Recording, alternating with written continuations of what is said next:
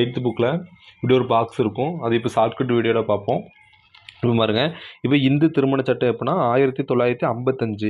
இது எப்படி நான் வச்சுக்கலாம்னா, இந்துக்கள் வந்து திருமணப்படி நினைச்சுவாங்கன்னா காலையில் 5 to ஈவினிங் 5க்குள்ள கட்டாயம் கல்யாணம் முடிச்சு வச்சுருவாங்க அப்படின்னு வச்சுக்காங்க. அப்படின்னா இந்து திருமணம் வந்தால் அவங்களுக்கு 5 55ன்னு வச்சுக்காங்க.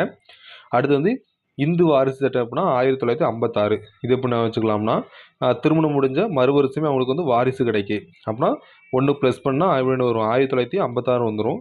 அடுத்து வந்து வரதட்சணை தடை சட்டம் எப்படின்னா 1961. இது எப்படி நான் வச்சுக்கலாம்னா, இப்போ வந்து வாரிசு அந்த பையன் பிறந்து 5 வயசு ஆகணும்னு நினச்சி ஸ்கூலில் சேர்க்கணும். அப்போ பைசா ரொம்ப டிமாண்டான வரதட்சணை வாங்க பொண்டாட்டி வீட்டுக்கு அனுப்பி விட்றான் பொண்டாட்டியை அப்படின்னு வச்சுக்காங்க. அப்படின்னா 1961 அப்படின்னு வச்சுக்காங்க. அடுத்து வந்து பெண்களை கேலி செய்வதற்கு எதிரான சட்டம்னா 1997. இது எப்படி வச்சுக்கலாம்னா, வேலை வெட்டிக்கு போக இயலாத வந்து நினைச்சுவானா பெண்களை வந்து கேலி பண்ணிக்கிட்டே இருப்பான் அப்படின்னு வச்சுக்காங்க. அடுத்து வந்து அநாகரிகமாக சித்தரித்தலுக்கு எதிரான சட்டம்னா 1999.